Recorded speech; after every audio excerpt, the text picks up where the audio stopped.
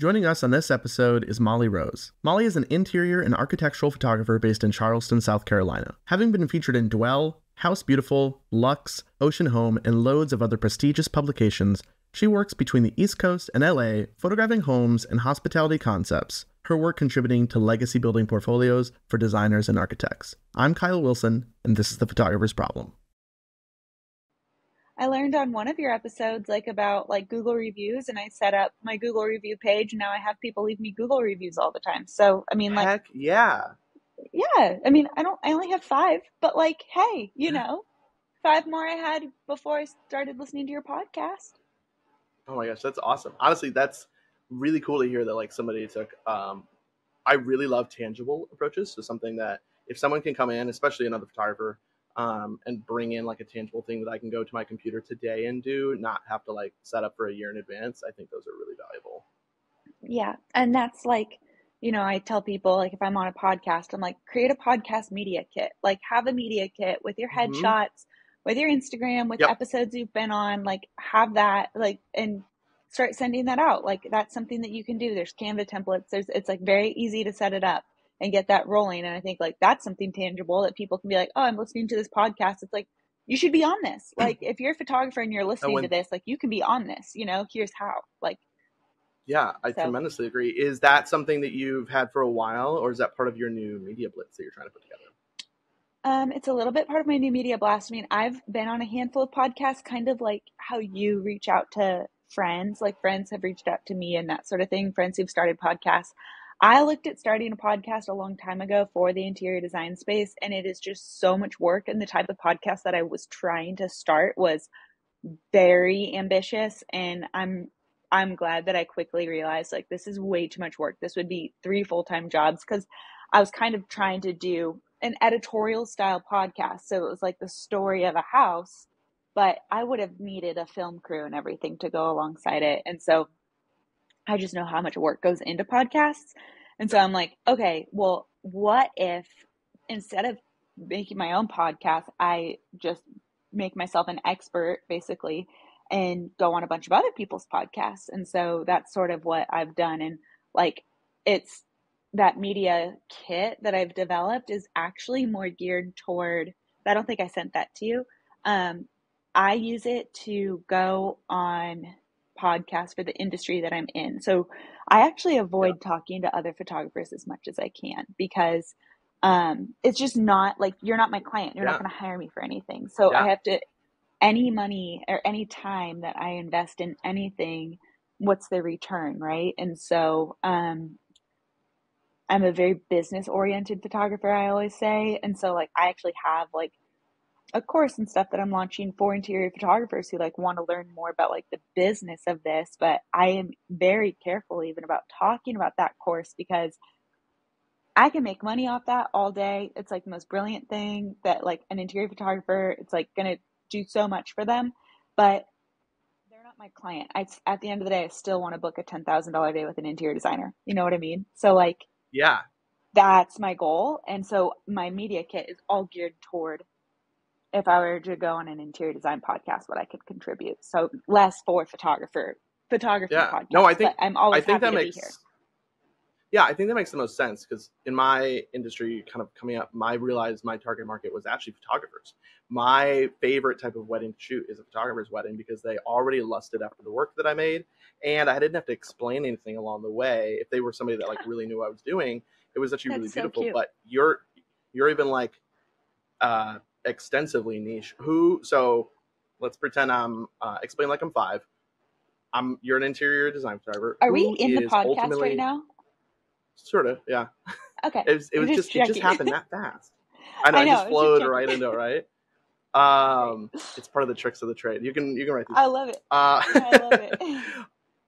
If I'm an interior design photographer, who at the end of the day is putting money in my bank account? Great question. And what's funny is I get this question a lot from people when I'm on an airplane, and they're what do you do for work? I'm oh, I'm an interior photographer. They're oh, real estate? And I'm no, not real estate. It's for editorial. And they're so magazines pay you? I'm no, not magazines, interior designers who want to be in magazines. So there's a lot of different ways to come at it. So the money, what I really like about this industry for interior and architectural is that it's a pretty diverse revenue stream. So within the let's decide right now, actually, are we going to pronounce it niche or niche? Because I have to Oh, I have to I'm a pronounce it how you. nicher. Okay, so I'm we're a going to say niche. nicher. Okay. Do Wonderful. people say niche? They Niche do. And you is got to, yeah. And I I don't like like to that. That feels like bagel. I don't like it. I just want to not offend the people that I'm around by the pronunciation of a word. So we're going to say niche. Unless you say It's niche, it's not like bagel to me. Unless you like it that way. I have what I call sponge mouth, and so I adapt the accents and lexicon of the Hmm, people around me. It is a shadow people pleasing trait. It's not I'm not a full people interesting. pleaser, but it's like the shadow of people pleasing. So going back to your question about the niche of interior and architectural photography, it's a really cool niche because you have a lot of different opportunities for revenue. One opportunity for revenue could be just from the photo shoot itself. So who hires an interior and architectural photographer? Primarily, it's going to be the interior designer and the architect. Then you might potentially have a third party like a contractor who's working on getting, excuse me, like Instagram content or social media content, even press placements, which is really hard for a contractor or builder to actually get press credit. Um, but if they wanted that, they would hire an interior and architectural photographer. And then the third stream that I'm seeing now that I live in South Carolina is I'm getting hired a lot by hotel groups, hospitality groups, hotel owners, that sort of thing. So there's a lot of work in like kind of the retail, commercial, hospitality side. And then the biggest way that you can diversify your income is through licensing opportunities. So if I take a photo that has a chair, a mirror, a coffee table, a rug, and a lamp in it, the fabric of the chair, the manufacturer of the chair, the pillow, the fabric of the pillow on the chair, the company that manufactured the rug, the company that retailed the rug, the Mm, company that manufactured the lamp, the company that retailed the lamp, and then the company that actually created or manufactured or retailed the paint color on the walls or the wallpaper on the walls, all the way down to the tile on the mantle or wow. the mantle itself. That's a licensing opportunity for every single one of those things in that photo. So each individual photo could have up to 20 licensing opportunities. So it's a really interesting niche for if you're cash strapped, there's always a way to find a cash Yeah. injection for your company, basically by just reaching out to like, hey, wallpaper company, here's 15 images of your wallpaper, 200 a pop, you know, 5 years Yeah. of usage or whatever you would want to price it at. But who's hiring me typically is going to be an interior designer. That was a very Yeah. long-winded way to answer your question. But yeah, typically the Well, interior designer. my organizational brain jumps right to like this first. What is your process for cataloging and organizing all of the various manufacturers, retail sale, developers, etc.? I think of like a wedding. I obviously get that information from my bride. I get a lot of vendor information and dresses and things like that, and those are beneficial in a similar way. I think with weddings, it's a lot more bridal dress focused is my general target of like how can I leverage that. But for you, you have this really big, huge running list of a very diverse set of things that I'm sure very rarely replicate themselves. What's your organizational process for all of that? Great question. I don't do any outbound licensing sales. So reason being is that it's a little bit sticky still with interior designers. You know, I take a photo for them, they license those photos from me from their photo shoot. I don't love this is just my business. I don't love the idea of cannibalizing my client relationships in order to increase licensing revenue. So I actually don't do any outbound licensing Okay. sales. I do have a kind of like a workflow through, I use CloudSpot for my gallery management. It's Cool. like not like I'm not like loyal to them or anything, but Yeah, I have a Zapier they're kind of great. connection where if someone buys an image, that goes into a Google Sheet, that goes into a DocuSign contract that is sent to the person who licenses that image. So it's fairly streamlined in terms of just like managing the license itself. But because I'm not doing any outbound sales, I don't have to necessarily keep track of people. Now, that being said, like right now, I have a wallpaper company that I got the cover, let's see, like January, February, I got the cover of Luxe magazine Los Angeles. And so the wallpaper company wants that image. And so I'm like, okay, well, it's a fish on the line, right? I have about 400 other images with their wallpaper. And because I'm just really in the interior design industry, I know what wallpapers are not getting used very often and what's getting used a lot. So of those images, I would be like, hey, fish on the line, you want this one. But I also have these 20 other images with this like kind of rare product of yours. Do you want to buy these too? And I'll like bulk down that rate or like whatever it is. But I don't have necessarily a process of like outbound sales, like managing vendors. Now, for collecting information about who vendors or who people are, um, when I submit a project to media, because I'm an interior and architectural photographer, but I also do project PR for my clients. So I'm technically the publicist of that project also, where I will submit that project to shelter magazines like Elle Decor, Milieu, Flower Magazine, Frederick. I mean, there's a million magazines for interiors and architecture, just like there's for weddings. I like to think that like as a family grows, you like have a wedding photographer who maybe becomes your family photographer. And then you have, you build your first house and then you have an interior photographer. Not that a private family has an interior photographer, but like kind of like in terms of editorial, you kind of go from weddings and that's what you're buying to now you're buying shelter magazine. So kind of like that second life stage group of people. When I collect information from interior designers and architects for media, I have to ask them questions like what wallpaper, what furniture did you use, what tile did you use throughout the project, because the media is going to be asking those questions. And so instead of me being like, hey, your project was picked up, now I need this information from you and I need it within 2 hours, otherwise we're going to miss out on this editorial opportunity. I ask them all these questions before we even do the photo shoot. And then that also doubles as licensing information.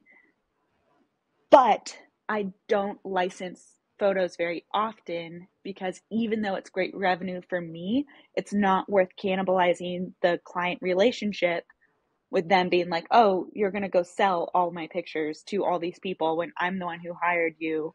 It just doesn't sit right with me. So I'm not aggressively licensing. Is that a benefit? Like if I'm I wanted to say planner, but if I'm an interior designer and I'm hiring you, and I know because I've probably worked with you before, we have a word of mouth connection, such and such.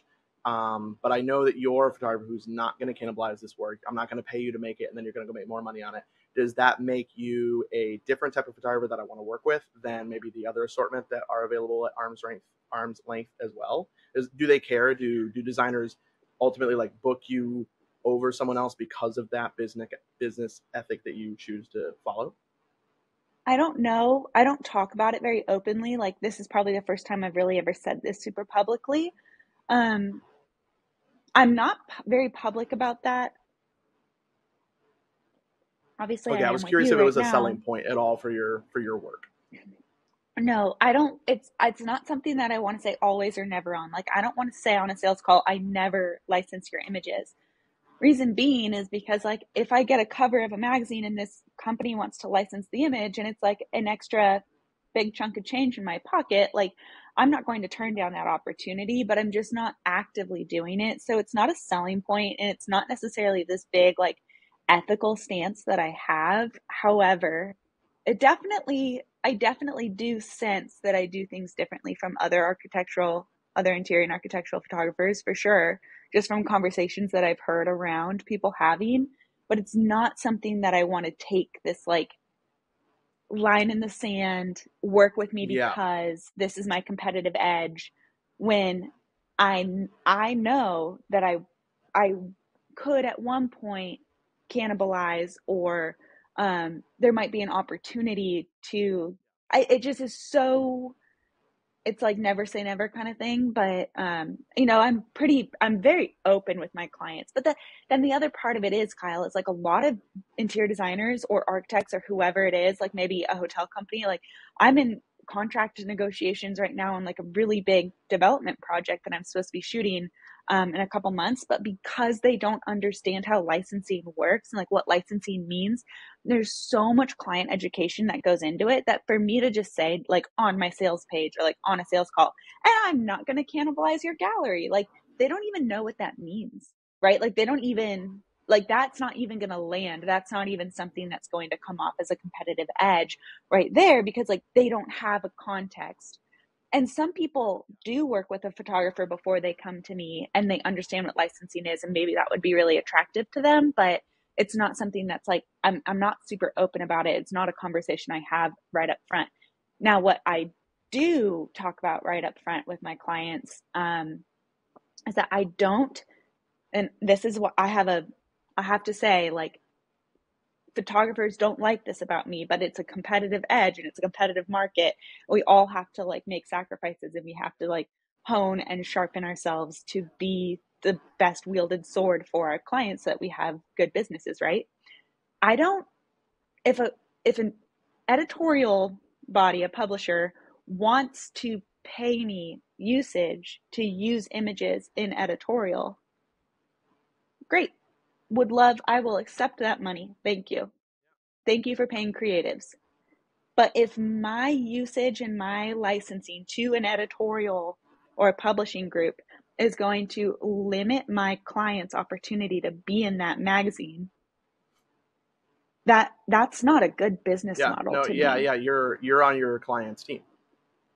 I'm on my client's team. I'm not going to stand in the way by being like, no, they have to pay me $500 or something to use these images. I'm like, no, it's not worth it. Like, use my images, promote my client, credit me properly, credit me everywhere, credit my client, protect the hell out of us.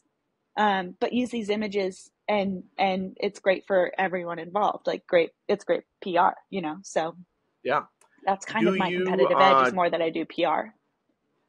Do you do anything in the stock photo space in any capacity? Whether, like, obviously your private clients are having you create work, but like, I've thought about it for a while. I have loads of images that don't have human beings in them at all, from all types of wedding days, interior spaces, venues, places, destinations. And one day, if I had some tenacity, I'd sit down and put it all together and sell some stock images. And so I wonder, like, you have this superpower too. You can take your camera many places and go, I can just take photos of things with my talent and go make some extra cash, and it has nothing to do with a client. I love the idea of stock photography, passive income, all of those things, but no, it with property releases. So I have a property release that I make my client sign for every property that I shoot. Even if I have a property release, I'm not selling any images to stock photography. I one time hired a photographer to do my brand photo shoot, and flew her out. We did this whole brand shoot. I had not even used the images for my own branding shoot before I found them on a stock photo site. Like, and I was yeah, that's really wait, now my work for my brand, or like my aesthetic for my brand that I just like put all this time and effort into, is available for purchase to anyone who wants to purchase these images and say, this is my brand. And I was like, oh, that left such a bad taste in my mouth, like such a bad taste in my mouth, that now as a photographer, I'm very weird about where my photos end up and who has access and who has the rights to use them, to say, this is what we stand for, and this image represents our work. So even the wallpaper company I'm talking to you about, I did not even go into brokering that deal with them until I talked to my client and like kind of got the okay from her to move forward. She's like, and if I have such a bad taste in my mouth about stock photography from my own experience as a client, that I don't engage in it as a photographer, even though I love the idea. What a great passive income stream. But for my industry, it seems like, oh, it's so easy. A white sofa, white cabinets, white walls. That could be anywhere. That could belong to anybody. But to my client, that is really important to them. That's their body of work that they spent 5 years, maybe 3 years, 2 years, building this project, designing this project, picking that perfect white paint, picking that perfect white fabric for that sofa. And if I were to just turn around and sell that to a stock photography, well, now it's not unique to their portfolio. Anybody can use that. So I don't think that for my business model, it doesn't work. No, that makes total sense. And I only ask just because it's one of those things that I've been debating for a long time. And again, it would Oh just yeah. take me to sit down and decide to do it. Because in my line of work, again, like I've mentioned, I've so many random homes, hotel rooms, and things with just flowers sitting on a windowsill. Yeah, it's perfectly legitimate. Um, Yeah. you mentioned a couple of covers that you had been on and some various editorial pieces. So just to ask, like, what's been the proudest moment of your career? What's the thing that's like at the moment this current like shiny beacon? Um, hmm. Yeah, I thought a lot about this question, kind of anticipated it coming. The proudest moments of my career are usually not those like gold medal achievements. It's more like I said I would and then I did. I just posted about on my Instagram that got, I was in a magazine, a small metropolitan magazine in Columbia, South Carolina. A project that I shot was featured in this magazine, and I posted about it on my Instagram, being like, it's not, maybe it's not Architectural Digest to you, but it's Architectural Digest to me, because when I was in college at the University of South Carolina, I moved from California, where I was like Little Miss Surfer Girl, and I had to figure out how to make it in the South in 2012. Like, this is before the internet made everything homogenous. Now I live in South Carolina, moved there from California, and I'm sure we'll get into that. But in 2012, it's not like everyone was like, you know, chronically online, where it felt like, oh, it's going to be the same culturally. I'm going to make friends the same way I did in California or whatever. So I show up on campus and I'm literally like a Roxy t-shirt dress, rainbow sandals, my hair's wet in a bun, which actually nothing's changed. And I show up to like sorority rush, and all of these girls had, I don't know if you've been to the South, but it's like, it's a thing. You're dressed up for the gods. And up. And I was like, oh, I actually have to not only like leave sorority rush and go back to my dorm, I think I need to go home to California. I ended up sticking it out. I studied abroad for a year in the middle, which like really broke things up and made it very easy to get through my 4 years of college. But when I was in college, I actually really found a place for myself in Columbia, South Carolina. And when I graduated, I was like, oh, like, I want to get back here someday. Like, how am I going to do this? And I had this big dream of moving to South Carolina again. And so when I finally did, let's see, I graduated in 2016. My husband and I moved to South Carolina. 2016, graduated from college, moved back to California, got a PR job, hated it, quit that job to start my photography company. Did that for the next 6 years. And then my husband and I, after COVID, decided to move to South Carolina. And I got my first client that I got in South Carolina was to shoot a house in the neighborhood that I lived in when I was in college. That house got picked up for local PR, Columbia Metro Magazine. And to me, it was just such a, like, that was my crown jewel, not because it's the shiniest logo on my press page, but it means it is, to me, it's the shiniest logo on my press page because when I was 17 and I decided to go to college somewhere across the country that I had never heard of before, and I took a risk and I did it, it's just emblematic of what being an entrepreneur is. It's emblematic of what being a photographer is. It's emblematic of taking risks in your life and being like, okay, I'm going to trust myself. I'm going to work hard. I'm going to see this through. And then at the end of it, it's like, see, it all worked out, see, it happened. It came Yeah, together for you. it's And the so full circle. that's what It's yeah, it yeah. shows it shows a track of really good and like really conscientious decisions, and I'm sure there were ups and downs along the way, but it's this full circle thing. And I think that yeah, I often ask people this question, and I'm looking for that answer. Like the answer doesn't need to be the shiniest thing on your press page. It doesn't need to be the No. magazine cover that you always wanted. It just needs to be the thing that means the most to you, which is coming back and completing a thing that you said you were going to do. And I have a question for you, because like it's been my experience that like the meaningful things actually, like in the long term, how do I want to say this? Let me collect my words on this. So like a lot of photographers I see on Instagram, I'll be scrolling and it's like how to have like a 10K day rate, or like how to like get your first 10K month, or how to like, it's always 10K. It's so funny. Like how to have like 100K year as a photographer, like whatever it is. And it's all these like financial goals. And I'm like, oh my God, if you take your eyes off the money side of this business and you focus on relationships, value, people, what your actual service, hospitality, focus on that, the money comes, the money grows. Have you noticed with certain things like that in your life, like you're asking that question, like the emblematic stuff, did you notice a turning point that came with that? Like, oh, and also that same month I hit this profit goal or I hit this like Yeah. revenue goal or whatever it is. I'm a bit too pragmatic to not look at it in like a real logical thing in ones and zeros. And so for me, I never had this 10K goal thing. My thing was to be a successful wedding business, you need to make six figures. That's just like a bare minimum, not necessarily like a goal. This is the expectation. Anything beyond it's like a great perk. My particular goal that I was chasing after, I think rarely, and just in my case, it's rare that the goal happens to be really cool while also simultaneously being really important. And so for me, it was my dad was a photographer as well and had Rangefinder magazine in the house every month growing up. And it was like always in the bathroom. There was always a rangefinder in the bathroom, spinning through like portrait photographers and WPPI people and wedding photographers. And growing up, once I kind of got into the wedding space and started kind of chasing a little bit of like accolades or fame, rangefinder was the target for a long time. I really wanted that Top 30 Rising Stars award.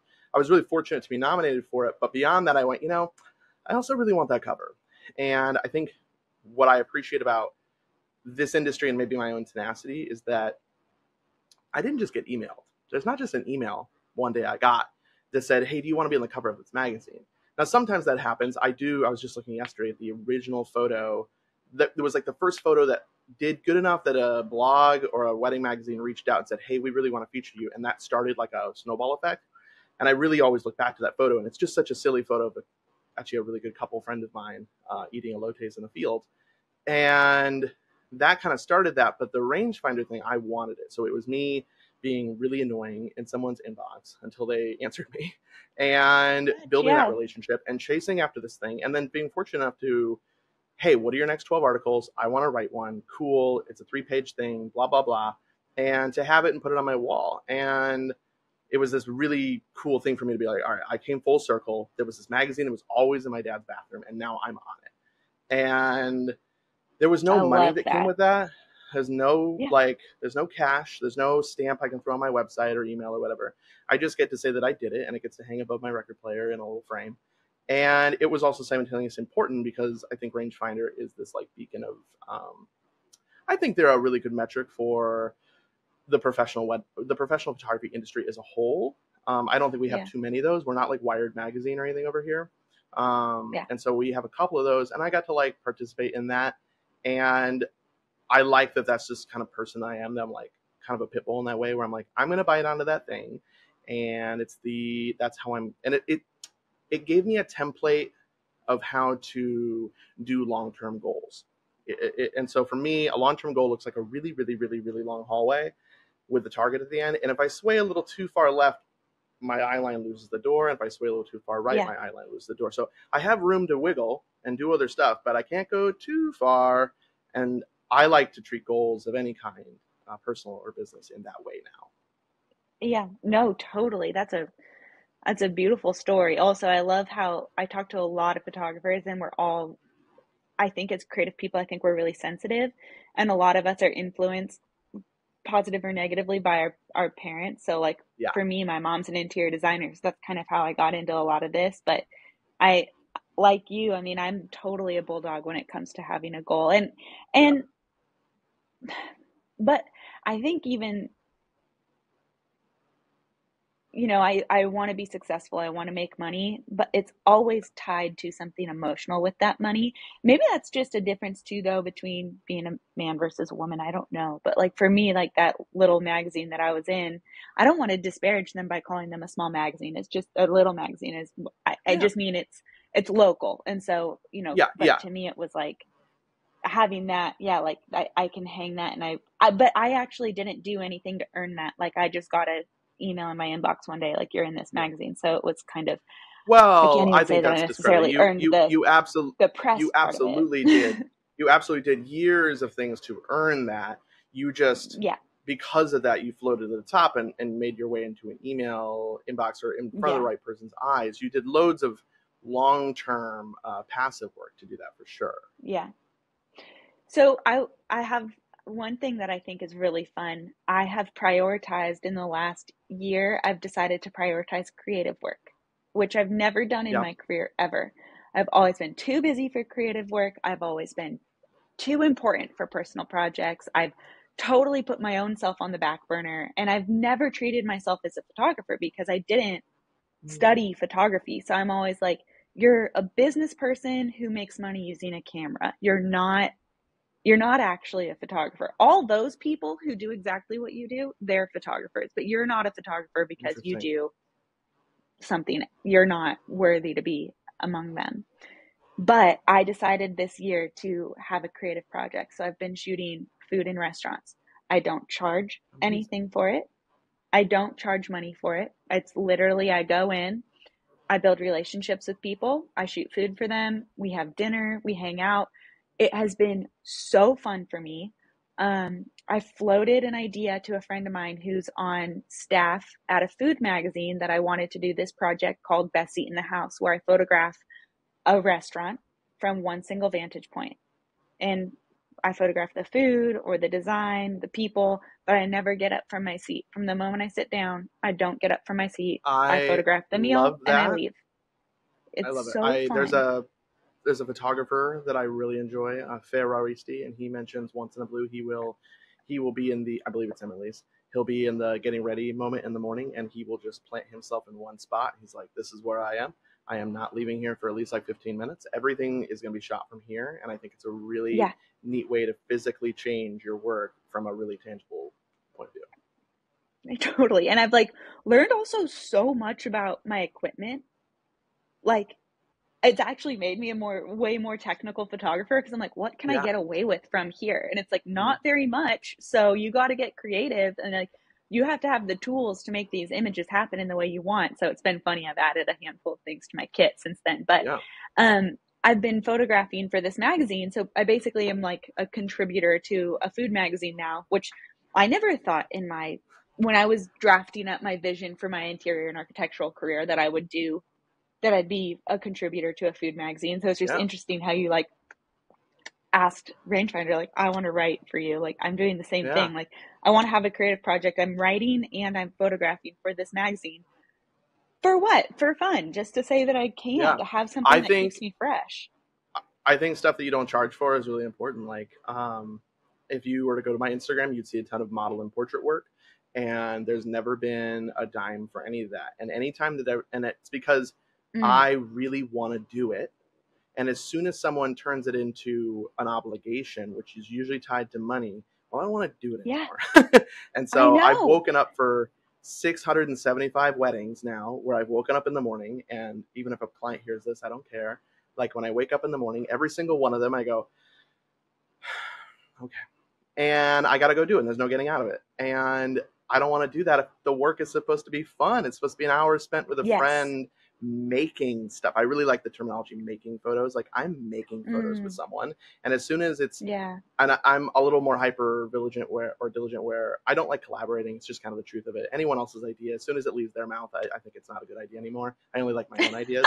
And so That's actually amazing. That's so much self-awareness. even like a great friend of mine will be like, "Oh, we should shoot this." As soon as it comes out of their mouth, I'm like, I don't want to do that anymore now. And That so is I only want to so do what I want funny. to do, and Yeah. money would turn it back into a Yeah. job. And so I think finding those is a creative outlet, whether it be photography or writing or whatever your next creative outlet turns into. I think that Yeah. if it can be free, amazing. And it turns out like not to be totally free, right? These restaurants love it. And then my husband and I have places that like we'll have free Yeah, dinner at on a date night. And like, yeah, right now, like we bought a house, a year ago. So we're like totally house poor. That kind of stuff goes a long way for us. Like an yeah. experience where we're like, okay, that's great. Let's go out to dinner. So that's been part of it. That's been really fun. But it is funny. I have somebody who recently was like, I shot something in a restaurant for like no charge, like no licensing fees, like nothing. And they were like, can we get all of the photos? And I was like, no, like you cannot have all of the photos. I took 1,000 photos. Like Yeah, you no can have way. the that I like, you know, and that's Yeah, if they're a paying client, I'm gonna be like, oh my God, okay, I have to give them I have to edit yeah. all the But photos it's and like your they can deal. make their select. But I'm like, no, like you're gonna get what Yeah, I feel like editing. Sorry. Like, you know, it's yeah. and it, and Okay. I think when you do that, you do have a lot more control over just your work product, but you have more control over your creative process. And that is what I think personal projects are about is like, I need to hone my creative process in a low stakes environment. Like, Yeah. where can I get better without disappointing the client if I make a mistake or something like doesn't go right, you know? And I think it's great that really quickly you learned that you don't have to meet the same expectations as your pay work. Because I run into that with my portrait work where I shoot it like a portrait session with a client, and then suddenly I walk away with hundreds of images, and I think this mental thing where I go, well, I must deliver 80 to 150 or something like that of really good edited photos, and now this free thing has become a task in my, and I tell my portrait clients or portrait friends that I go, you're going to get these in 1 day or 6 months. There's not a lot of in between because it's a Literally. weird task. And so I'm trying to unlearn that and go, you know what if I were to work really hard and deliver 5 pictures that I actually like gave a shit about and tried really hard to get, and not give myself this big boring client kind of task. Yeah, no, I love that. I love that. 1 day or 6 months. That's so perfect. I mean, Yeah, yeah, for my clients, there's like a very specific process that I go yeah, through on every shoot. Everything happens the same way. I'm like very systematized about everything. But for friends or restaurants or something, yeah, it's like I edit yeah. When everything I the get same day around and to you get it, a Dropbox at night. Like, you know, like yeah, it's so disorganized. It's like not good. yeah. I try to shoot. I'm trying to shoot more film work now, just because it has built-in inconsistencies, so I don't have to really like. I kind of get some diversity out of the box. The edit's Yeah, way less. There's way smaller image count. It just costs a yeah, lot more. But I get to kind of skip a lot of that, like, oh, sorry, friend, who I rented a studio for out of my own pocket and did this thing. Sorry, I feel guilty 9 months later when I give you your images. But if it's film, it's like, quick edit, here you go, bye bye, and the work yeah, looks really cool because, well, it's film, it already does. yeah, yeah. I think what's fun when I talk to a lot of photographers, a lot of us are looking for easier ways to produce images. Like we want to just do the creating part. We just want to Yeah, shoot. Like just let yeah. us shoot.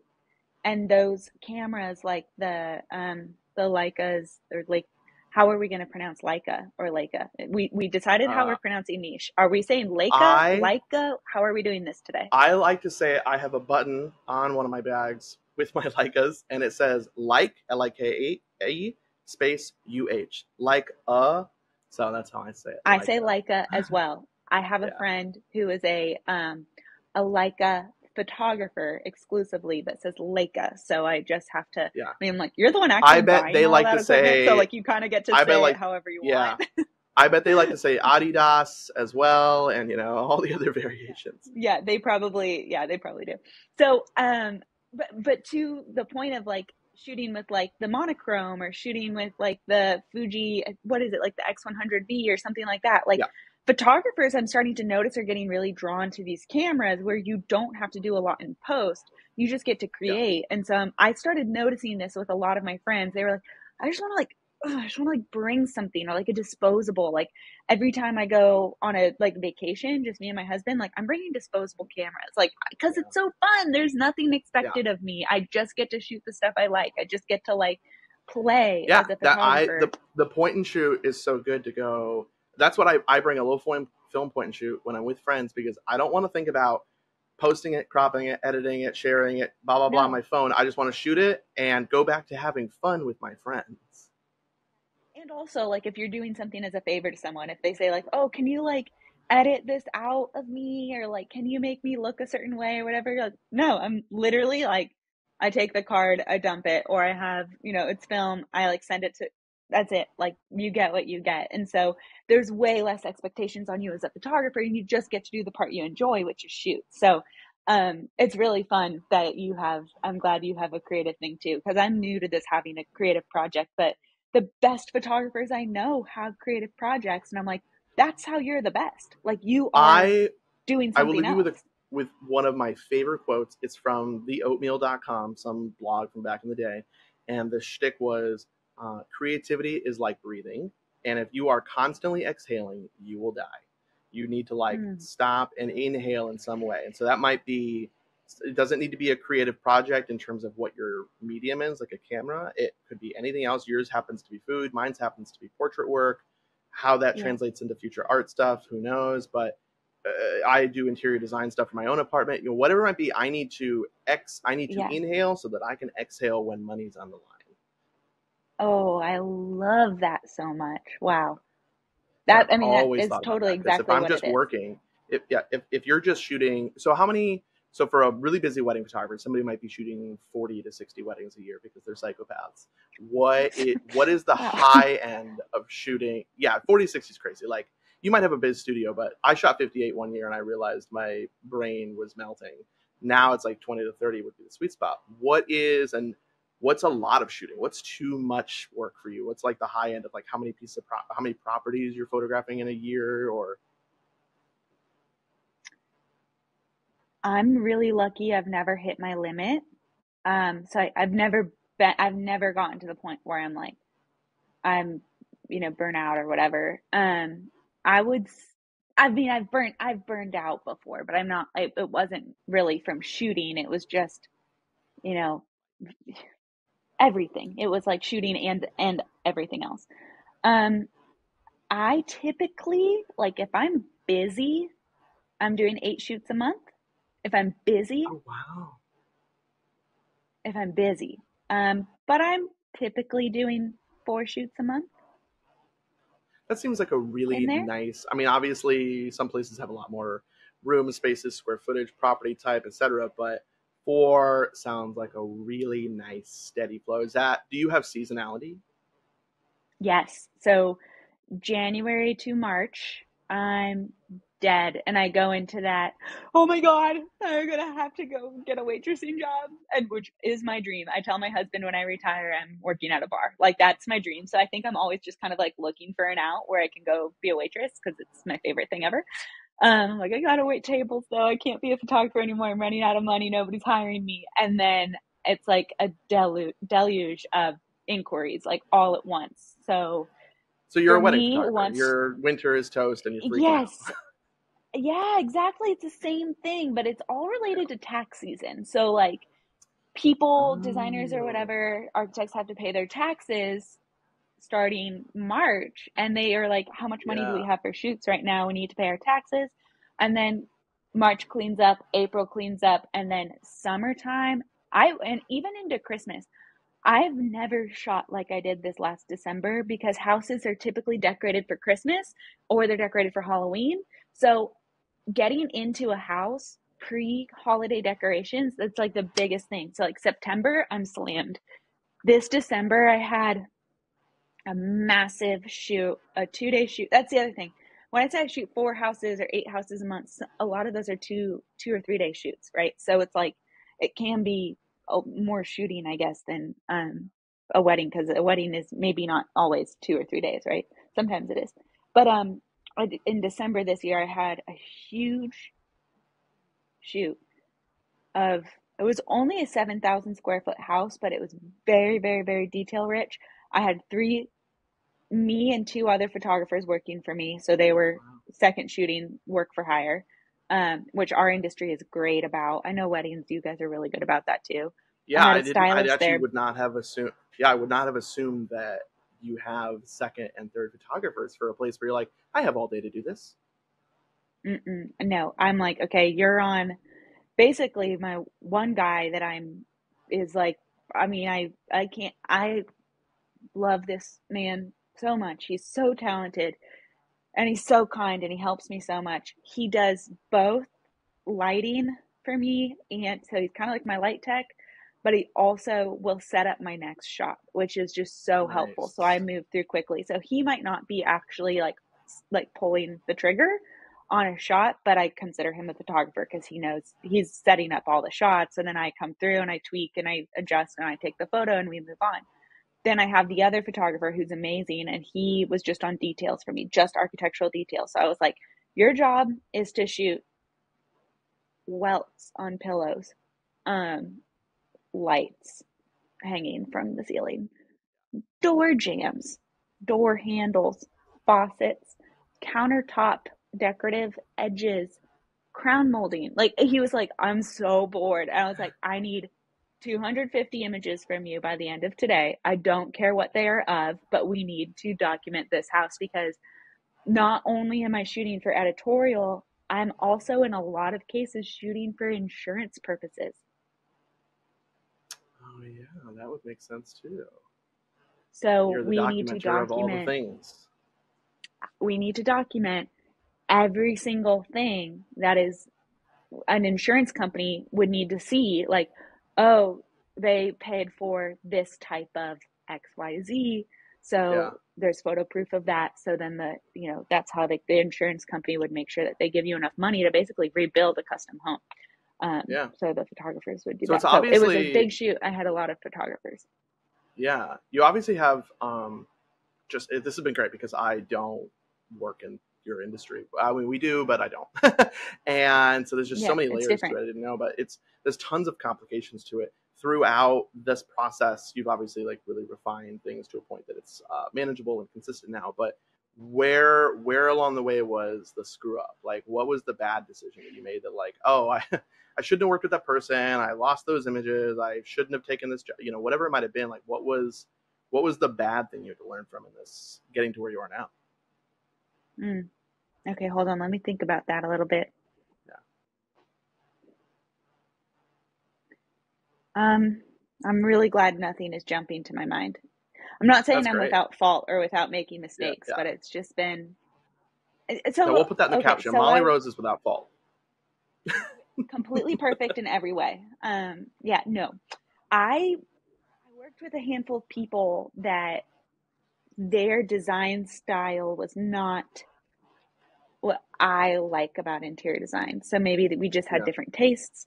We were going in different directions. The biggest mistake I ever did was taking their work too personally when really I was just the archivist of their work. Like it had nothing to do Yeah. with me. Um, and I should have probably been honest with them of like, I'm not the best photographer for what you're doing. Like, I don't, unfortunately, and like, how do you say that without offending someone? But like, I don't Can believe you in your can you share design. some more Like, detail as to like what made that? Like, I know what a wedding might look like that's not my style, or a client that's not my style. What was it about that, or that kind of future work that you keep an eye on now where you're like, oh, I don't do that kind of work? yeah, so I want to work exclusively. Like, it's easier to define what I want to do than it is what I don't do. So like, I want to work with a designer who is taking a chaotic group of parts and creating a peaceful whole. So if you were to look at like a striped wallpaper, a floral fabric, a very graphic pattern tile, or something like that, or some antiques or something, and you were to show that to someone on a paper, a layman would look at that and go like, this creative interior designer or architect or whoever is clinical. Like, we need to admit them to an Yeah. asylum because this is never going to work. And when that designer pulls together a house that is so stunning and so beautiful, and you're like, no one else could do this. You are an artist, you are an expert, you are a master of design. Yeah. That design, the totally unexpected, the crazy marriage of chaotic materials and beautiful, rich, I mean, high gloss paint, lacquer, wallpaper, carpet. Like, some Yeah. people are going back to carpet. Like, we're going back to carpet in the craziest and best ways. Like, when somebody can do that really well, that's like out of the box design and make it really beautiful, I want to work with those people. I don't want to work with highly predictable copycat designers. And there's a lot of that just Yeah. because of Instagram being the way it is. Yep. You see something, you like it. If you're a homeowner, you're like, ooh, and I always tell people, like, my own house, I have white walls, blue sofas, tan carpets. Like, it's boring, but it's also like, Yeah.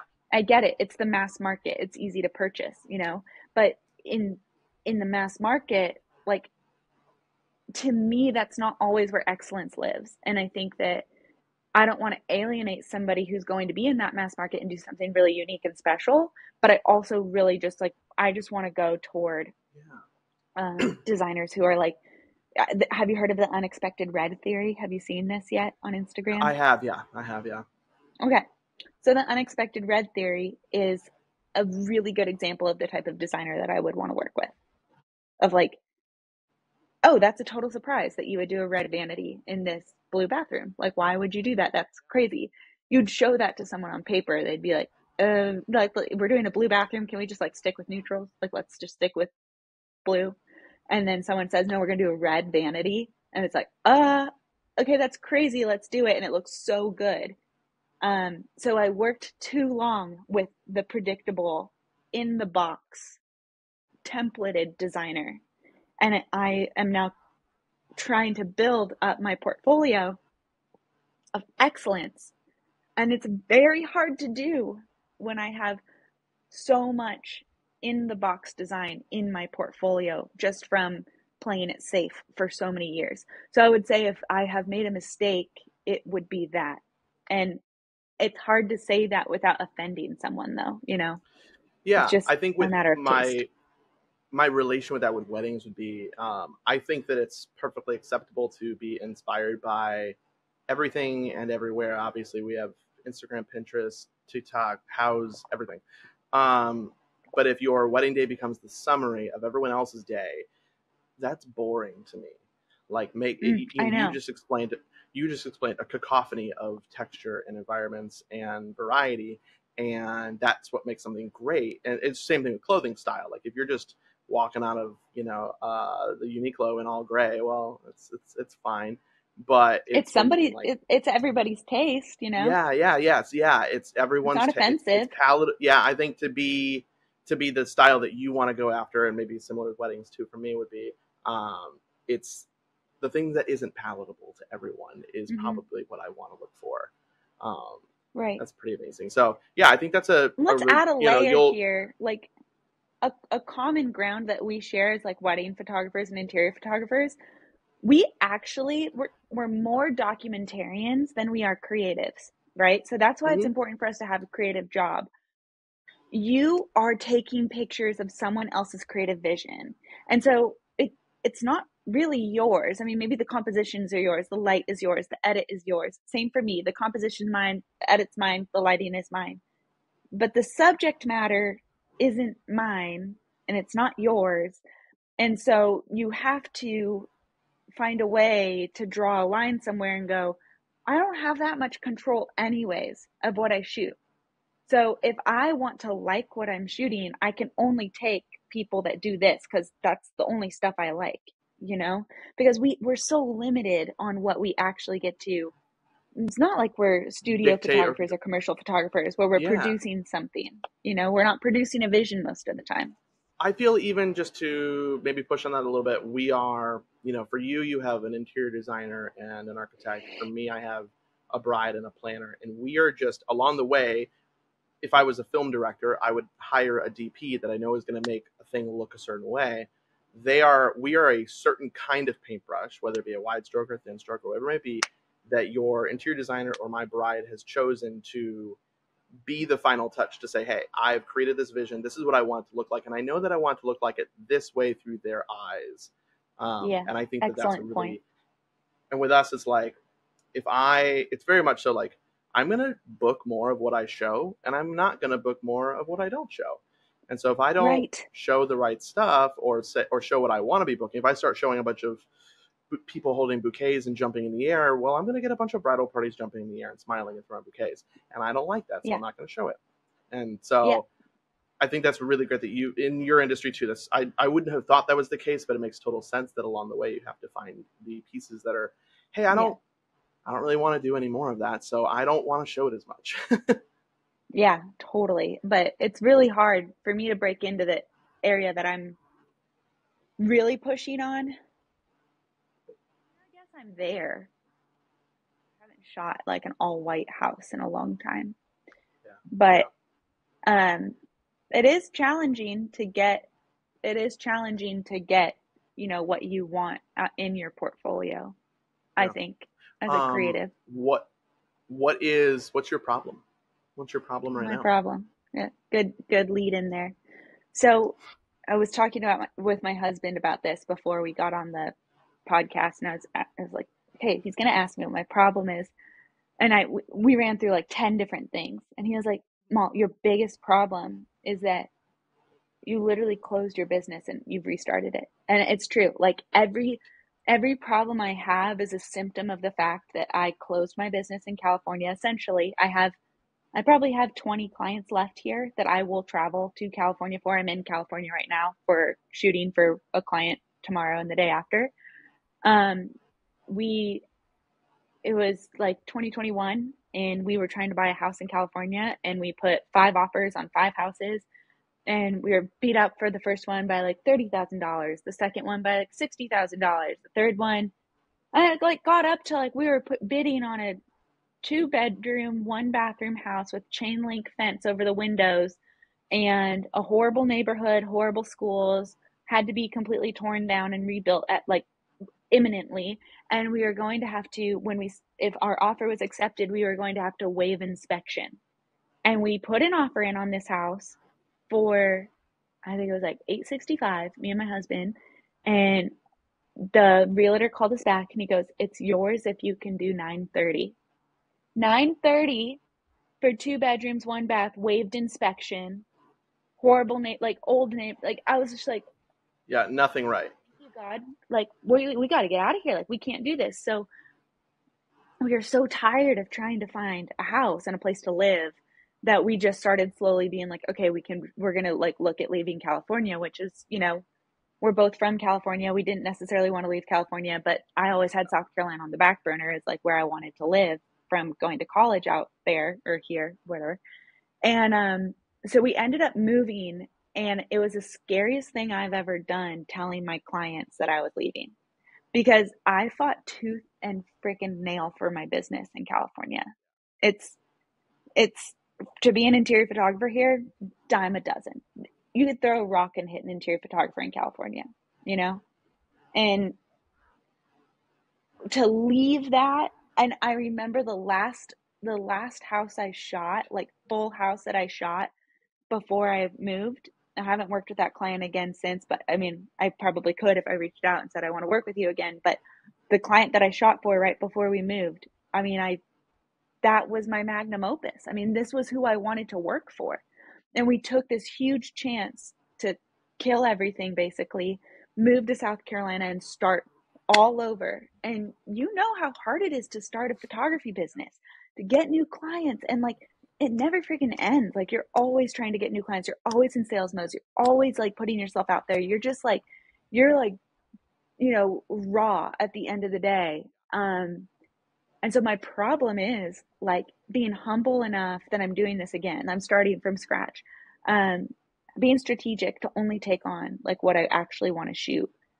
Pricing myself correctly, that where I don't get myself into a situation where I'm not getting paid what I know the quality of work I do is. I mean, there's just been so many pieces to this, but the problem at the end of the day is like I need clients, right? And so um, it's a painful spot to be in, knowing what it was to have an incredible book of business with great people who I loved working for. Like the people I left in California, I love them. Like they're geniuses, but it was like we had to go, and so that's my problem. And it feels even really vulnerable talking about it. Like it feels kind of scary talking about it to, whoever's listening. Like Yeah, there's a lot of criticisms it's you could throw. I mean, that's huge. And I can tell you, like, I started, so I had a business here in the Chicago suburbs, and we were doing at one point like 58 weddings a year at what is like the market cap for the area I was in. And then I said, I want to move to Seattle. I want to shoot that kind of work. I really love that group of photographers there. They're like the mecca of Yeah. the PNW vibe. And I Yeah. went to Seattle 26 times in 15 months and built it from zero there.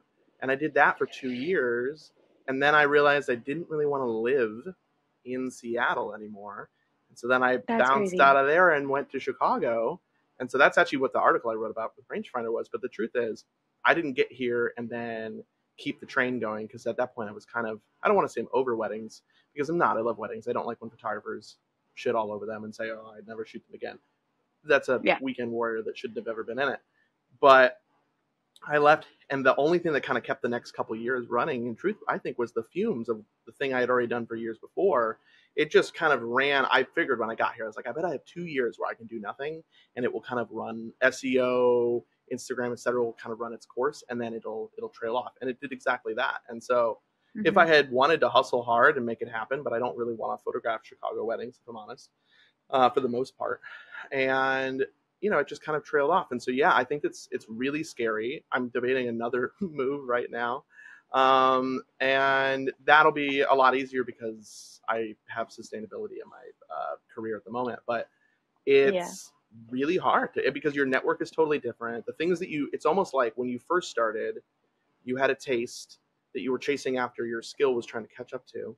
And you didn't really care if you took, at the beginning, you really didn't care if you took that little IKEA looking house, because you didn't have that knowledge yet. But now, like you said, you need clients, but you also don't want to photograph stuff that you don't want to photograph. And I'm sure it's an entirely different network of people, the way they communicate, the way houses are structured, the pricing, everything. And so you're totally right to affirm your feelings. It is a terrifying concept. How long have you been where you're at now? So we've been in Charleston for like a year and a half. And I will say, like, the benefit of killing your baby and having I should come up with a totally different metaphor. Like, that's horrible. The benefit I was going to let you go with it, but I thought, down, wow.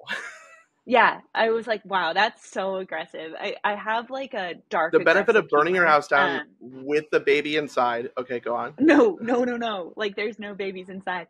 There's no like, the babies are healthy. The babies are fine. Like, in this metaphor, all the babies are safe. We're just leaving the babies safe. We're not killing babies. Oh my gosh, this is terrible. Okay, the benefit of, let's just recompose, Molly. The benefit of burning your house down and then having to rebuild a house is you've already done it. Like, you already know, okay, like, ooh, we're not doing electrical that way again. Oh, we are not going to do carpet in the bathroom ever again. I mean, you know how to make it not suck, the whole process. You know how to like do it and not be annoyed at each piece of it. Yeah. So like right now I have cracked the code finally in my career. This is like the I was best gonna say, thing. do you feel you're a year and a half in? Do you feel the tide changing? I do. And I've cracked the code on like lead generation, which I think I've spent my whole career being like, how do I get really qualified leads without having to be like on the phone all day doing outbound sales? Like, my husband's a sales, like, does outbound sales for his business a lot. And I think it works for his business. But with photography, especially calling interior designers and architects, I'm like, these people are very cool. Like, interior designers, like, they're very cool, and they're like the tastemakers, and it's all the popular girls from high school. And if you're constantly like walking up to their locker and being like, hey, can I have lunch with you? Like, it's like, it doesn't land right. And so, I mean, even though I have the confidence to like pick up a phone and just like call anybody, right? Like, I can just be like, hey, I'm Molly and I'm a photographer and I can make all of your dreams come true. Like, I believe that I really can. I think I can really do that for an interior designer, but it's not the way to go about it. And so the way to go about it is like really harvesting those inbound leads. And I feel like I've finally figured that out. And I've literally, Kyle, figured that out in the last month and a half. Like, this is very new. So like, when I reached out to you and I was like, what's my photographer's problem? And I was like, I need clients. Like, I almost have like, it's like a new, like, oh, now I have some clients. Like, now I kind of am going in the right direction. And I feel like things are really working out. And then I have this whole media wing of my business that is like this whole PR wing of my business that I'm just like, this is the only way I can run this business now. It's like, 1, I'm obsessed with it. 2, it's my competitive edge. And 3, if you're an interior and architectural photographer and you're doing editorial, but you have no editorial connections, how does that that's square? tough. How does it you need to wear a few hats. Yeah, totally. Yeah. But I like it. I have a ton of energy, so I can just like That's stack them amazing. on. Yeah, I mean, I Yeah. I think the fact that you're still doing the travel back and forth, and obviously Yes. your work is stunning, and you're just from knowing you now for a little over an hour, you're tremendously educated in your lane, and I think that you're also able to articulate it, which I Dare think you is really say important. my So you mentioned niche? Dare you say my niche? your niche is so educated My niche. that yeah, it's that you're able to also educate your clients, which I think is a huge part of it. And so like there's plenty of photographers who are really knowledgeable, but they don't know how to like put that in a nice little ribbon tied envelope and give that to people to also absorb. And so you're Yeah. knowledgeable and articulate, and now you've been able to do it in two locations. And I think, again, I only know you this much, but you'll be able to take that, like whatever the next thing is that you're like, okay, that's really scary, and I don't know if I want to make the leap, and I don't know if I want to do all that. You have this like built-in evidence to supply to your belief system now that you're like, actually, I've done that twice. I've done a big scary thing before. I came out of the other end Mm. of it really stoked, so I'm probably going to be able to do that again. So I love your oatmeal blog quote that you shared with me. I'll Yeah. share you kind of I hired a business coach. Ugh, my words are like getting out in front of me. I hired a business coach right when I quit my full-time job to start my photography business. I took some money that I had and I put it into a business coach. And he said something that stuck with me that and maybe it was totally like maybe it's totally trite advice, but like whatever. It's like wherever it comes from, you're like, I'm going to take it. And his name is Greg Faxon, and his advice was follow your fear. So like whatever it is that you're afraid of, Mm, like that fear, as long as it causes no harm to you or anyone else, like no real tangible physical like material harm, that fear is going to be the door that once you kick it down, your success is on the other side. Like it's the easiest thing to follow. yeah, So whatever you're I trying to achieve, tremendously agree. yeah. What so for me, like I'm so scared. I was so scared to move. What are clients going to say? What are people going to say about my business? Okay, then I do it and it's like in my personal life, I'm so fulfilled now. Like my husband and I love our life in South Carolina. We have a beautiful home.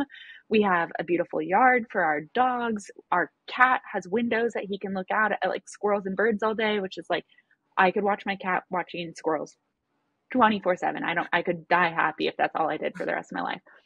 And I feel like the other side of that fear of like I'm going to burn my business house down in California and go start completely new and fresh. It was the scariest thing, but now a year and a half in, even maybe if I don't have all the clients I want yet or I'm still in the building phase, like I'm still in the messy middle of a lot of it, I can say like I followed my fear and like I found my life on the other side of that and I'm really happy about that. Now the fear is like I'm having to put myself out there on Instagram a lot. Like I'm having to now be like Instagram person, which I never wanted to be Instagram photographer. Yeah, like making reels, like posting stuff. Like and I'm like, okay, just like friggin' do it. Put your head down and do it. Like do it. Do it in a way that's like sustainable for you, you feel comfortable with, like, but you have to do it. Like you have to be on Yeah, I Instagram. think the commonality of every successful person I've met or chatted with, and honestly in this industry, I've been really fortunate to meet really freaking successful and accomplished people via this job Mm, and before. And almost every single person I've ever chatted with like that has really said something similar along the same lane of yeah. if you're not uncomfortable, like the best things they've ever done or accomplished have came from a place of being uncomfortable or anxious about it. If you're cool, calm, and collected, something's up. You're not in the right spot. You should be uncomfortable. And so if Yeah. you're fearful, I think you're right. Like I was just messaging someone today about that. Some Instagram post about what fear are you running away from? And I was like, I feel seen. And similarly, like Yeah. there's things that you're running from. And for like what you said with your business coach, it's like if you face it, on the other side of it is the good stuff. Totally. Like Yeah. in my personal life right now, the fear that I'm running from is like having kids. Like I just cannot bring myself to have that conversation with myself. I'm like, you know, every time my husband are like, okay, let's like start a family. We like, I mean, I think he and I are very much in alignment on this, where we're like, but our careers, but our travel plans, but our, and we just go, but, and so it's like that is like if a therapist like was sitting here, they'd be like, tell them about your real fear. And like my real fear is like, how do I have my business, which I love, like I love my interior and architectural photography business. Like I love my clients. I love the work I get to do. I love everything about it. And my biggest fear is like when I have kids, you know, all I hear from the women around me that are photographers that have kids is like, it's so hard. You never, it's like, they have a lot of critiques about their situation, and I'm like, can someone just tell me that they love both? Like, can someone tell me like it's going great, you know? Like, so like I my think fear that I'm it's a running case from is of, that. yeah, it's a case of time budget. It's just like I'm a big budget nerd, and I try to do it in time too. And I go, well, I'm awake for 112 hours a week, and what can I do in there? And if I am filling all that 112 already, and I decide to go pick up the guitar lessons, well, I got to look at my calendar like a budget and go, is there 3 hours in here? And if there isn't, that just means either A, I have to cut something out, or B, I'm already doing everything, and that should make me feel pretty restful. I'm already doing everything that I want to do. And so, Yeah. yeah, I'm not even near the position in the kid territory. I have a dog. That's enough.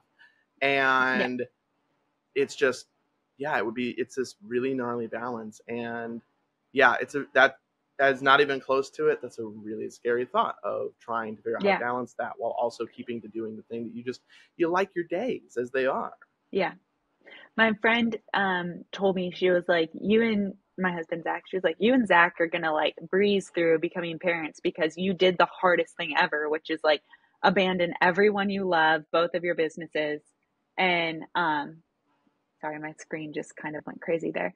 Um, you know, she was like, it's gonna be so much easier for you to like become a mom or whatever because you've done really hard things up to this point. And I was like, okay, like I'll take that, thank you. But yeah, following my fear, I think, is like the best piece of advice that I've received. And I think that like my photographer problem is just committing to that fear and like staying in that messy middle, seeing it through, like staying committed to the process of basically rebuilding a business. And I hold myself to really high standards, and I from talking to you, I know that you do too. And like, I won't compromise on those standards. And I think that that is like, there's a lot of people who've been like, oh, you're a workaholic or like this. And like, I am for now, because I am trying to realize really extreme outcomes, which are like a successful business in a totally new territory, starting with really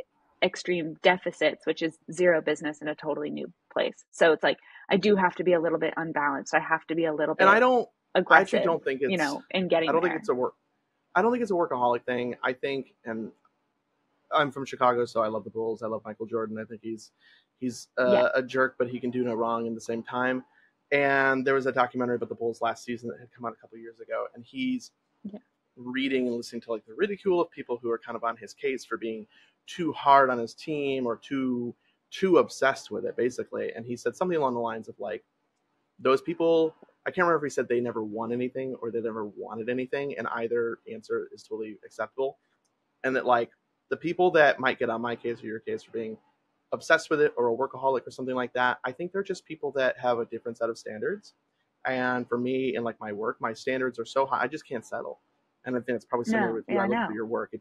When you've already tasted how like what it's like to be so good at something, it's impossible to be like, I'm fine with just phoning it in now. And so Yeah, that I makes can't. total sense. Yeah. I'm like obsessed. I always need like another thing. Like I just enjoy it. Like I'm a runner. So I'm like I always have the next run that I'm trying to like get done, or the race or whatever. I I was a terrible team sport player because I was like, we're all just having fun, right? Like we're all just having fun. And then I'd get on like the line for myself and I'm just competing against my own PR. I'm like, oh great, I don't have to compete with any of these people. It's just about me. Like I'm only competing with myself. And I love that kind of mentality. I really am not like, even other photographers, I'm like, I'm not really not competing with you. Like, are you having fun? Like, cause I'm having fun. Like, what's going on with you? And I think that but then I hold myself to these really high standards, and maybe outside looking in, it's like, oh, that girl is like, she's a workaholic or she's pushing herself too hard. Like I couldn't do that. But I'm really not even paying attention to anyone else. Like I'm just doing it for me because I genuinely love what I do. I have never woken up and been like, I want to quit. Like, there's no, I would do this even if I didn't get paid what I get paid to do it, you know? Like, it's not about the money for me. I'm like, I love kitchens, You got to random. Like, be, you got lucky enough to land in that, and people that haven't will look at it through a different lens. But there's a photographer in DC that reminds me of what you said, where he goes, his name is Sam Hurd. He's one of like my favorite wedding photographers, and he doesn't care about anyone else in DC. He's like, I don't even know who other DC photographers are. It's like they don't matter yeah, to me. I book 40 weddings a year, and he's got his own thing going on, and his whole thing is to zig yeah, when others zag. He's like, if you're gonna do that, I'm gonna go over here. And yeah. I Yeah. think that's another, like, the fact that you don't need, you're just competing against you. It doesn't matter about the other photographers in your market, But like, region, or it anything. does, it does matter about other photographers because I want them to win. Like, I want in their goals in their life, I want them to win too. So I'm cheering them on. But like, I was a lacrosse player growing up, and I was pretty good. Like, I don't know if you can say that. Like, I was pretty good. And I remember we were playing our rival team, Los Alamitos, and I was a offensive. I was literally I was low attack. My only job was to score points, just get points on the board, and I was very good at doing that. And I would hang out with my defenders. Like, when the ball was on their offense, I was just like, "Hey, girl, like, what's up? Like, so do you know where you're applying to college yet?" And they'd be like, "We're like not supposed to be talking." I'm like, "Oh, so you're gonna apply to Colorado? That's really cool. Like, I'm not applying to Colorado, but what do you like about Colorado?" The Like, and definition of I'm community over competition. always like, I've just been that girl. Like, and I think that I grew up with sisters. Like, I'm a girl's girl. Like, I want other people to win. Um, and I want to help them win, but like, their winning has no bearing on my winning. Like, because I have more of that runner's mentality. Like, you're just go crush your own PR. But I agree with you on the zigging when others zag. Like, if I see like the entire photography, interior and architectural photography, like moving in one direction, and I'm like, okay, well, it is a competitive marketplace. Like, it's a capitalist society. We have to pay attention to that. And like, that's the reality. You can't ignore that. If I see that there's an opportunity somewhere, it's not that I'm trying to undercut anybody. Like, I'm not trying to like kill You're trying to them on stand their out. pricing. I just want to like, yeah. So I'm like, okay, let me just do this PR thing over here. Like, let me like offer this and like talk about this really loudly with my clients or whatever it is. And if I'm the only one talking about it, like, I'm going to attract people to me who don't have a publicist, or maybe they have a Yeah, publicist, and but I they're don't. looking for another something like that. So, Yeah, and I don't think that's undercutting. That's just you're navigating more strategically. That's all. yeah, but there is a side of the conversation that feels like to some photographers that it's undercutting, because what I'm doing is I'm charging for the PR stuff, but I'm not charging editorial. I'm not charging magazines Ah, to okay. use my images necessarily. If they pay, if that's part of their standard that they pay, cool, I'll take that as the photographer. But because I have the PR arm of my business and I'm getting paid to do PR for my clients, I don't, you know, so to a Yeah, photographer that who's makes not sense. doing That makes sense. PR, Yeah, if they're they like, don't know, "Oh, you're yeah, they're like, oh, undercutting." Yeah, but I'm that also makes doing sense. so much other work, Yeah. It's just like Yeah, it and gets there's no kind of messy. ultimately. I think the thing about being a business owner is that there's no rules. Like, if I wanted a No. big set of rules, I would go back to work at Best Buy where I had a manager tell me to clean stuff. Yeah. Like, that's Yeah. no rules. So there's no rules to say you have to share every kind of photo that you take on a wedding day. There's no rules to say you have to be a publicist this and a photographer this. Is there that you're making it up as you go, because ultimately you got to pay for your mortgage, not theirs. And Yeah. I don't, you don't need to follow any set of arbitrary industry rules. Like, zig when others zag. Yeah, exactly. And I think that there are a lot of photographers who actually are like very attracted to my pricing model and things Yeah, that I do. And I'm pretty much like, I offer that as like, I teach that, like how I price and everything to other photographers, because especially this industry is very hard to understand how we charge, or this side yeah. of interior and architectural photography. A lot of people are like, how do you make money? And you're like, It well, tends we to have be all of kind of a these hidden, different like, avenues. yeah, I'm in it. I mean, I'm deep in the industry as a whole, and I couldn't tell you. I know 10,000 times more after the end of this conversation than I ever have previously about interior or architectural work, and because it feels kind of hidden, not hidden so much as I don't know where to look for it, and I think it's amazing that you're also educating and you're being a voice for that so that people can learn the good and the right and the wrong ways to do it too. We're a strong community. There's a lot of interior and architectural photographers. It's not as, you're not seeing it on the consumer level. So because we work mostly to the trade, where to the trade meaning we work with interior designers, we work with architects, a consumer, an everyday person who like has a house isn't hiring us. So, you're more probably going to see like a real estate photographer. Those guys are like doing whole houses in an hour and a half. And you're like, oh, it's like a totally different thing, and they're sending their images out overseas. So it's like, it's almost like a secret society in a way, just because you're not going to run into a lot of us in everyday daily life as a consumer, as a homeowner. You're really not going to come across us unless if I wasn't in this job, we would never be. I'm not in the financial position to be needing that kind of work in my life. Yeah, totally. And that's the thing. I mean, that's another, if anybody's listening to this that wants to get into this industry, I will say the two financial benefits of working as an interior and architectural photographer: one, repeat business. So we have one interior designer will hire me and they'll hire me 20 times over the next 3 years, So instead of it being like a wedding photographer where you have like one family and maybe you go through all the kids, and then once those, it's 20 years before those kids are, I've got to refine weddings. the clients every year. Yeah. You really do. You really do. And, the other thing as a wedding photographer is you have a more limited calendar. So even though you have 365 days in a year, there's for an interior and architectural photographer, there's 5 shooting days available, really 7 shooting days available of the week. Where for a wedding photographer, there's 3. Like, 1 or 2. I mean, 1, 2, I don't 3. know. I don't know how. Yeah, it's way more limited. Yeah. And the seasonality can be a lot tighter. Yeah. So our day rate looks smaller to people. A lot of people will be like, oh, I think it I would say standard across the board. I'll go out on a limb, and if anyone wants to come for me and say like that's too low or not really true or whatever, this is not my rate, but I would say I see for photographers anywhere from $2,000 to $2,500 for a single license photo shoot for a day rate. But if you're doing that 2 or 3 times a week, I mean, that's pretty good. That's pretty good revenue. Yeah.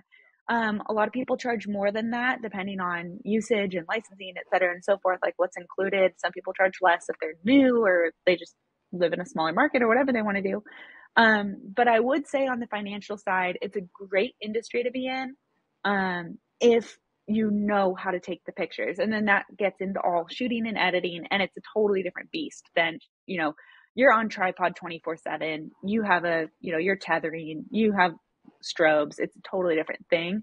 But I know that there's a lot of people right now that are in the wedding and lifestyle space, commercial photographers, whatever they are, branding photographers, and they feel like the interior and architectural photography industry is very elusive, or they don't know where to break in. But it's a great industry, and I recommend if you anyone who might be in that spot, look at it as an opportunity. And people say that we have enough, but I think that there's always room for more. So there's plenty of business going around. Man, thank you so much for your time today. This has been like a wealth of info for even me. So it's so great. I was so stoked to see your information come through, because you're just such a different type of photographer than I normally get a chance to speak with. Even outside the podcast, just in general, all my friends are wedding photographers. So yeah, totally. That makes sense. Thank you. Yeah. Thank you for taking so much time today. And it's really been amazing to hear all about your work. Thank you for having me. I've totally enjoyed listening to the podcast. I feel like I've learned so much. So thanks for accepting my random email to contribute. I'm happy to be here. So thank you for having me. And even though my environment is not typically where I am, I appreciate it. Nobody will hear it on Spotify. Beautiful. Nobody will see it on Spotify. Yeah, true. So. They won't hear where I am. If you're just listening, I'm in a barn that is it's so poorly lit. It's just not the most beautiful place. When I'm recording at home, I have a microphone, I have a whole good setup, but Kyle and I scheduled this for when I was traveling in California, and so I'm she's actually in the most beautiful, modern, chic 7-star hotel in Dubai I've ever seen. Don't listen to It's a barn. That's definitely a barn. It's a barn. There's a hayloft. Anyways, Love it. but Amazing. yeah, Thank all you good. again so much for your time. Yeah, thank you so much, Kyle. I look forward to just staying in touch with you and seeing you on Yeah, the you too. online places. You too. Cool.